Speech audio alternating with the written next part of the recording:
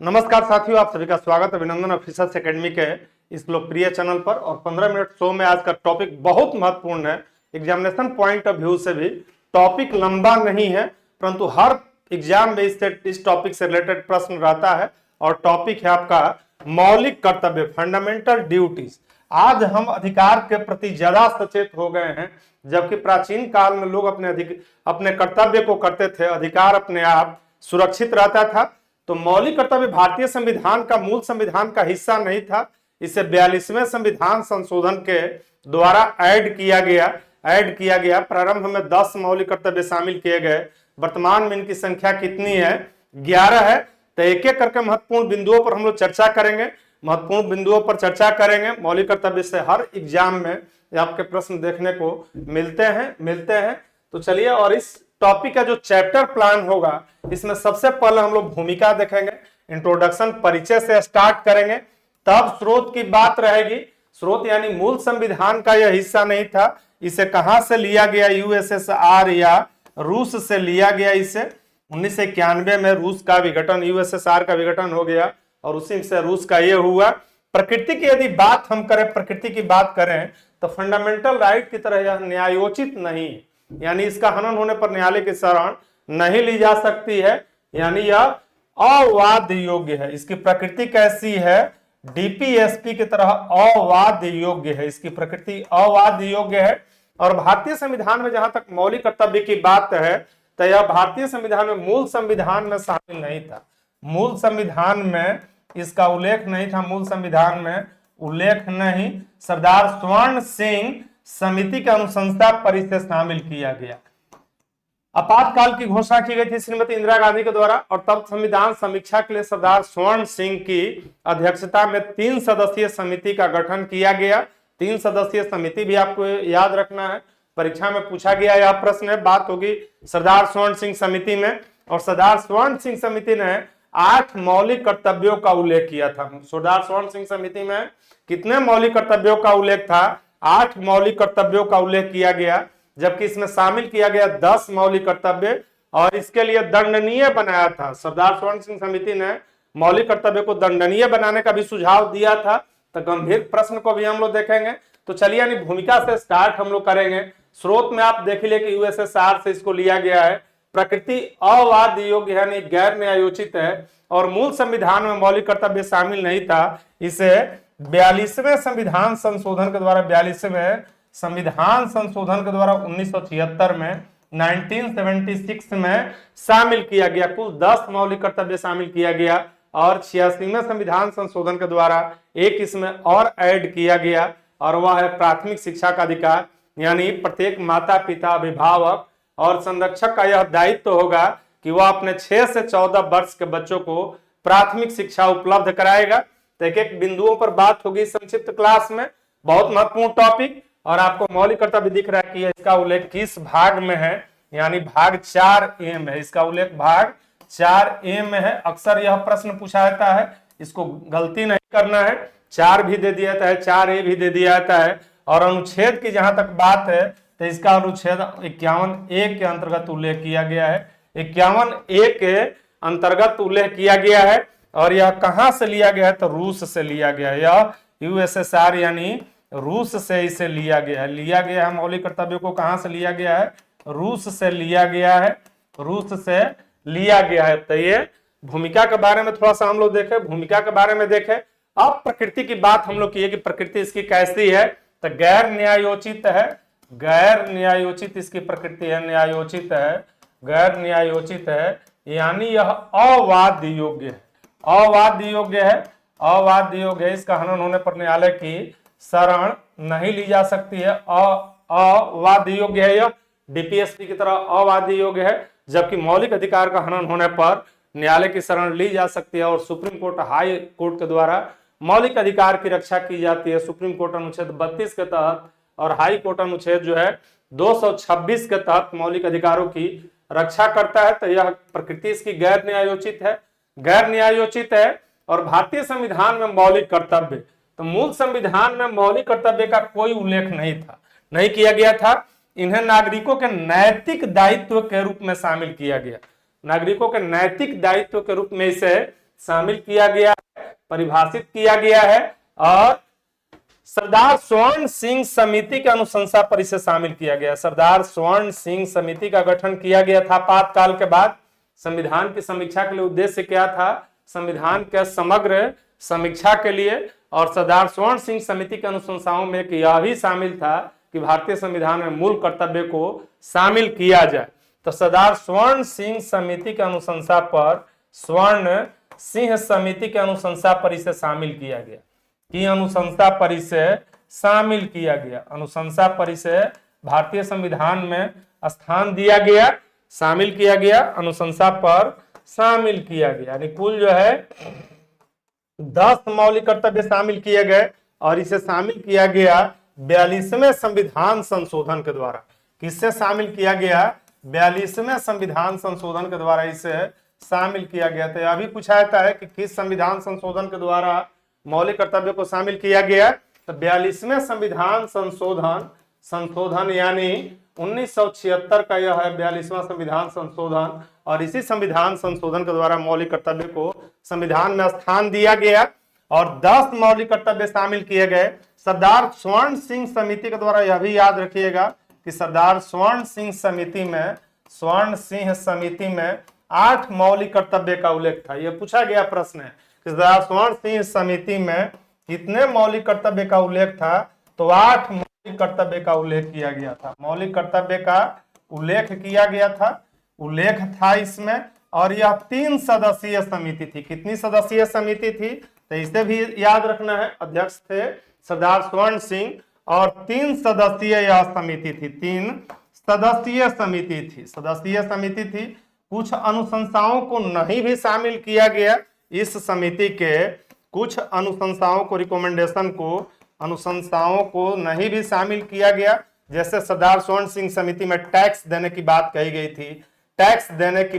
गई थी, इसे शामिल नहीं दिया गया, किया गया। कर की बात कही गई थी। इसी समिति में जो है मत देने का भी अधिकार को मौलिक कर्तव्य बनाने की, मतदान के अधिकार, मतदान को भी मौलिक कर्तव्य बनाने का उल्लेख किया गया था। और इसे, इसकी प्रकृति दंडनीय बनाने की बात कही गई थी। तो ये कुछ महत्वपूर्ण स्वर्ण सिंह समिति के बारे में आपको जानकारी है। अब आइए एक एक करके हम लोग बात करते हैं कि संविधान में जो लिखित जो है 11 मौलिक कर्तव्य हैं उन पर बात करते हैं, शब्दों पर बात करेंगे। अक्सर होता है कि संक्षेपीकरण के चलते जो है मूल जो मौलिक कर्तव्य 11 जो कि कहीं पर भी एनसीईआरटी में देखने को मिल जाते हैं, तो मेरा आपसे विनम्र आग्रह है कि उसे एनसीईआरटी में मूल रूप से पढ़ेंगे। क्योंकि गाइड में और इधर उधर कुछ हम देख रहे हैं कि अर्थ का अनर्थ निकल जा रहा है संक्षेपीकरण के चक्कर में। जैसे हम शब्द कोट करें, इसमें उल्लेख है कि सामाजिक संस्कृति की रक्षा करे। गाइड में लिखा हुआ है कि सामाजिक संस्कृति का परिरक्षण करे। परीक्षण मतलब होता है उड़ा दे इसे, नहीं। तो इन बातों को ध्यान में रखना है। तो एक एक करके हम चर्चा करेंगे कि मौलिक कर्तव्य और प्रत्येक जो है भारत के प्रत्येक नागरिक का यह कर्तव्य होगा कि वह। अब यहां से हम स्टार्ट करते हैं। कुल कितने मौलिक कर्तव्य हैं भाई? तो 11 इसमें है और यहां से भी प्रश्न बनेगा। ये क्रम भी पूछ दिया जाएगा कि संविधान का पालन करे, उसके आदर्शों, संस्थाओं, राष्ट्र ध्वज और राष्ट्रगान का आदर करे। यह कौन सा मौलिक कर्तव्य है? 1 है, 2 है, 3 है, 4 है। तो कठिनतम प्रश्न होगा। फिर से इसमें आपका प्रश्न बन सकता है, इसको ध्यान पूर्वक देखना है कि कौन सा मौलिक कर्तव्य नहीं है। मिलता जुलता शब्द रहेगा तो वहां पर कंफ्यूजन हो सकता है, क्रिएट हो सकता है। तो संविधान का पालन करे और उसके आदर्श, तो आदर्श क्या है भाई संविधान के? संस्थाएं क्या है? तो high court, supreme court, ECI, election commission of India संस्थाएं हैं।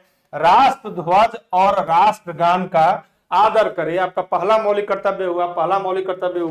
और दूसरा जो मौलिक कर्तव्य है वह है कि स्वतंत्रता के लिए हमारे राष्ट्रीय आंदोलन चलाए गए 1885 से लेकर 1947 तक 3 चरणों जो स्वतंत्रता आंदोलन चलाया गया, तो उसके कुछ उच्च आदर्श भी थे। तो उच्च आदर्शों को हृदय में सजोए रखें और उसका पालन करें। जैसे हिंदू मुस्लिम एकता है, छुआछूत का उन्मूलन या मौलिक अधिकारों की जो बात कही गई थी, तो उसके उच्च आदर्शों को राष्ट्रीय आंदोलन के जो नेता थे उनके कथनी करनी में कोई अंतर नहीं था। जो सोचते थे वही बोलते थे, वही करते थे। तो उनके कुछ आदर्श थे आदर्श है सामाजिक संस्कृति का को अक्षुण्ण रखना, उन सबको बचाए रखना है। तो ये आपका दूसरा मौलिक कर्तव्य है। तीसरे मौलिक कर्तव्य की यदि बात की जाएगी तो भारत की संप्रभुता, एकता, अखंडता की रक्षा करे। प्रस्तावना में भी उल्लिखित है, संप्रभु है राष्ट्र भारत, समाजवादी है, पंथ निरपेक्ष है, लोकतंत्रात्मक इसकी प्रकृति है। तो संप्रभुता, एकता और अखंडता की रक्षा करें और उसे अक्षुण्ण बनाए रखें, अक्षुण्ण बनाए रखें यानी बचाए रखें उसे। यह तीसरा मौलिक कर्तव्य पूछा जा सकता है कि भारत की संप्रभुता, एकता और अखंडता की रक्षा करे और उसे अक्षुण्ण बनाए रखे, कौन सा मौलिक कर्तव्य है।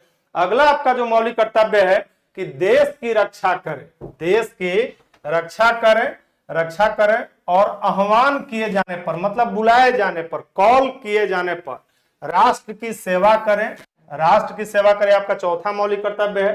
क्रम भी आप देख लीजिएगा, मैं ये दावा नहीं करूंगा कि शॉर्टकट, मान ली कि हम शॉर्टकट यहाँ बता दें, अपने देखे हुए हैं कि हाँ भाई ये चौथे नंबर पर है, आपको इसके ऊपर वर्क करना पड़ेगा, वर्क करना पड़ेगा, इसका क्रम भी याद रखिए। और पांचवा इसमें है, पांचवा इसमें है कि भारत के सभी लोगों में समरसता और समान भ्रातृत्व की भावना का निर्माण करे। चूंकि भारत जो है सामाजिक संस्कृति वाला देश है, सामाजिक संस्कृति वाला, तो भाईचारा और समरसता बहुत महत्वपूर्ण है। चूंकि यहाँ पर कई हजार जातियां उपजातियां हैं, कई भाषाएं बोली जाती है, रीति रिवाज सबके अपने अपने हैं। तो समरसता और जो है समरसता और भ्रातृत्व की भावना का निर्माण करें।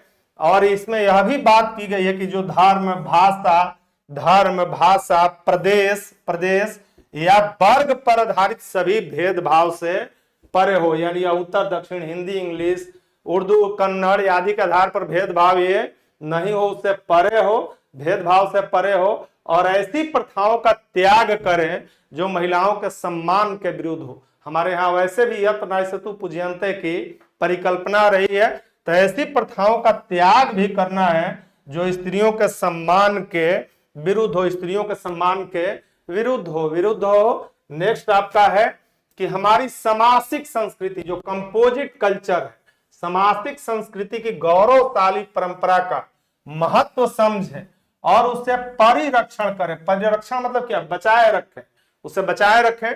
यहाँ पर सामाजिक संस्कृति नहीं पढ़ना है, सामाजिक संस्कृति यानी भारत की जो बहुरंगी संस्कृति है, कंपोजिट कल्चर है, कंपोजिट कल्चर, उसके महत्व को समझना है और उसका परिरक्षण करना है। सातवां प्रकृति, गांधी भी कहते थे कि प्रकृति हमारी आवश्यकताओं की पूर्ति करती है, लालच की नहीं। यानी पारिस्थितिकी संतुलन के लिए आज विश्व के समक्ष जो गंभीर समस्याएं हैं वह पर्यावरण से रिलेटेड भी है, पर्यावरण से रिलेटेड भी। तो प्राकृतिक पर्यावरण की, जिसके अंतर्गत वन है, झील है, नदी, वन्य जीव हैं, उनकी रक्षा करें और उसका संवर्धन करें। केवल रक्षा ही करने की बात नहीं कही गई है, बल्कि संवर्धन करने की भी बात कही गई, यानी बढ़ाने की भी बात इसमें कही गई है। तथा प्राणी मात्र के प्रति दया भाव रखें।